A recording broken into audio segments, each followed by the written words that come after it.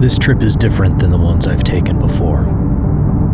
A multi-day solo adventure headed south to take on one of the most dangerous rides in the country, the Tail of the Dragon.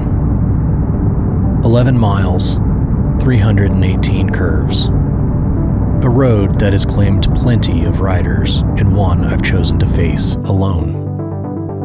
But the Dragon isn't the only destination.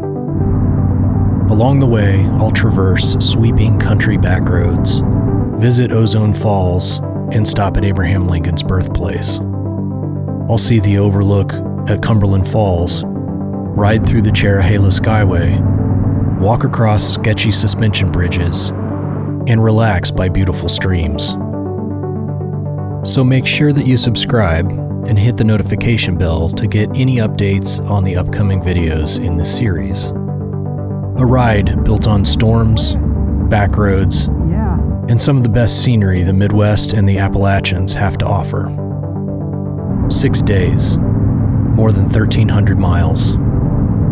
Unfortunately, day one was brutal. The ride from Indianapolis to Terre Haute was met with a torrential downpour. For nearly 80 miles, it never let up. Heavy sheets of rain, gusting wind, and the constant spray from traffic. Water ran down inside my jacket, soaked my gloves, and filled my boots. I was soaked straight through.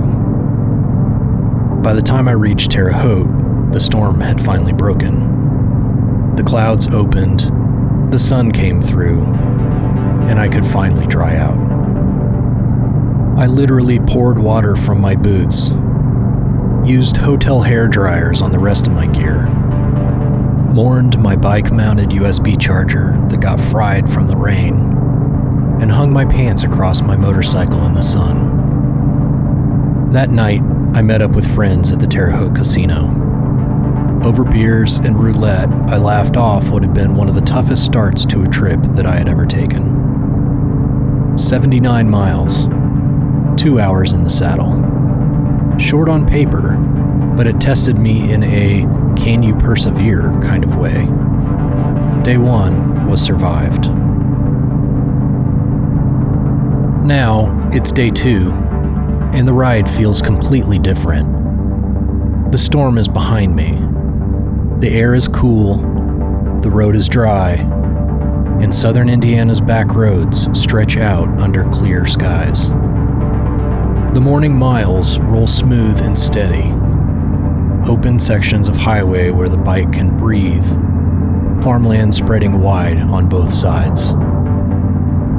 But further south, the roads begin to tighten. Country lanes and forest stretches bring sharper curves.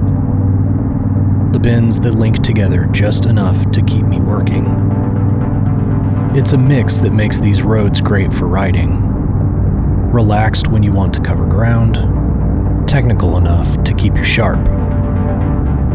The rhythm shifts back and forth, and with each mile, the route feels more alive. Riding alone makes it sharper still. There's no backup, no one to follow, no one to lean on if something goes wrong. Just me and the decisions I make in every mile. By afternoon, the road delivers the first big milestone. The Ohio River spreads wide in front of me, and I roll across the bridge into Kentucky. It's only a line on the map, but it feels much bigger than that. The first real push south, and one step closer to the Dragon. The last stretch into Elizabethtown brings even more curves and rolling hills. The kind of roads that keep you alert even as the day winds down. The sun is low by the time I park the bike. The engine ticks quietly as it cools from the day's ride. 236 miles. 6 hours and 42 minutes in the saddle. The first full leg south is complete. Tomorrow, the ride carries me deeper into Kentucky, past Abraham Lincoln's birthplace, down to Ozone Falls in Tennessee, and closer to the challenge that waits ahead. As always, ride safe, stay curious, and enjoy the journey.